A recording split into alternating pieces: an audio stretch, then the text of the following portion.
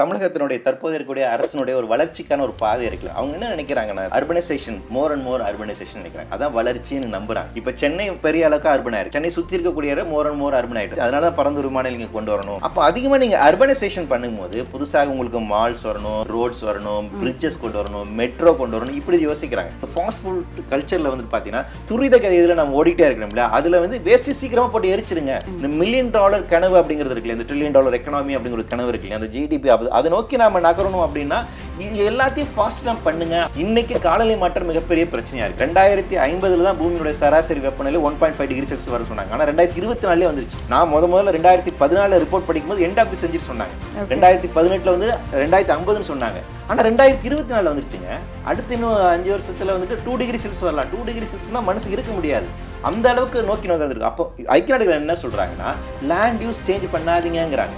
தற்போது இருக்கக்கூடிய எக்கோசிஸ்டம் அப்படியே கன்சர்வ் பண்ணுங்க. நீங்க காலையில 8 மணிக்கு வந்துட்டு 34 டிகிரி செல்சியஸ் இருக்குங்க. மத்தியானம் 12 மணிக்கு வர வேண்டிய வெயில் அது. அந்த அளவுக்கு சென்னை பயங்கர வெப்பமா இருக்கு. மோஸ்ட் ஹாட்டஸ்ட் சிட்டியா வந்துட்டு மாறிட்டு இருக்கு. அப்ப இங்க கிரீன் கவர் ரொம்ப அடிப்படையான விஷயம். இங்க இருக்கக்கூடிய பசுமை பரப்பை நான் அழிச்சிட்டோம். சென்னை தான் லீஸ்ட் கிரீன் கவர் இருக்கக்கூடிய சிட்டியா இருக்கு. 3% தான் இங்க வந்துட்டு கிரீன் கவர் இருக்கு. ஓப்பன் ஸ்பேஸே நமக்கு வந்துட்டு இல்ல. அப்ப பயங்கர ஹீட் ஆயிட்டு இருக்கு. அப்ப அதன் மூலமாக இந்த வெப்பம் அதிகமாகும். அப்ப சென்னை ஒரு வாழ தகுதியற்ற ஒரு இடமாக மாறிட்டு இருக்கு.